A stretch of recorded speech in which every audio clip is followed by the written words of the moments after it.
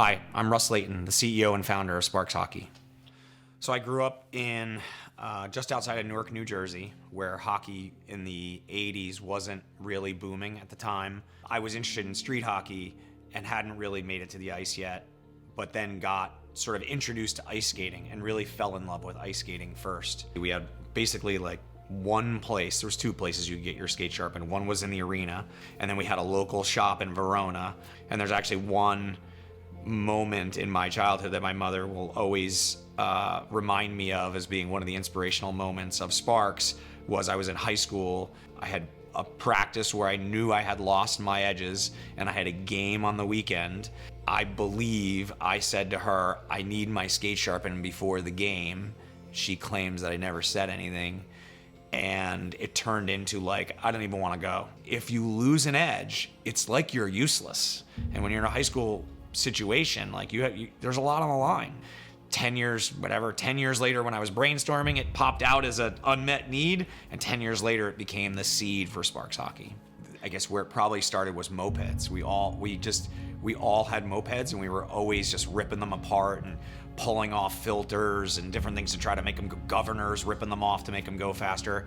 People are like, wow, you like taking stuff apart and mechanisms and motors and things, engines and things, so you should go be an engineer. And I was like, oh, what is that? And that's kind of how I became an engineer.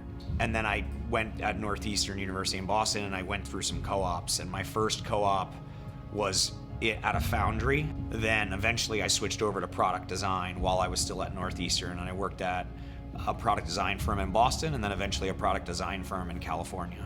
I wanted to get back to designing products, so I went back to graduate school. Stanford was obviously a great place to go to school, had a lot of things I wanted to study, and it didn't require me to move.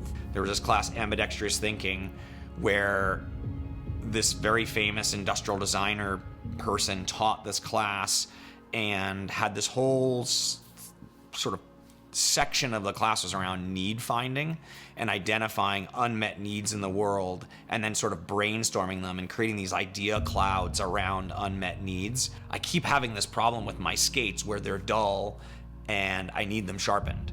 And so this exercise would be like, well, what are all the ways that you can sharpen your skates? And so you generate this like idea cloud. And I was like, well, I could drive and get them sharpened. I could send my skates to somebody who sharpens them. I could actually sharpen them myself. And then you kind of branch off from each of these, and you just start thinking around like the ultimate goal is to solve the unmet need, which is I want skates sharpened without any inconvenience.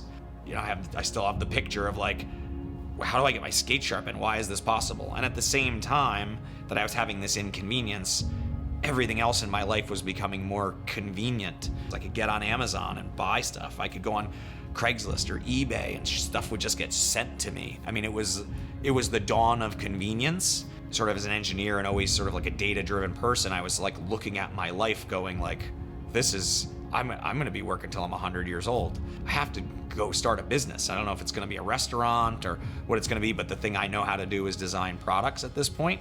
I had people around me, I had entrepreneurs around me that had started companies and had been acquired by us. And so I could look at them and be like, okay, that's a path I can go do. I basically hired the 2 interns, started working, and then the inevitable happens sooner or later in your career where there was a major reduction in force because of some changing leadership in the company at the CEO level. I get laid off from my job, but I have this seed of an idea. I have these 2 guys working, and I said to my wife, like, hey, you know that little side project, this little like arts and crafts thing that you think I'm doing in the garage? Like, I'm gonna go do that full time. And it wasn't sort of received super passionately at the time. It was like, are you crazy? You're gonna do what?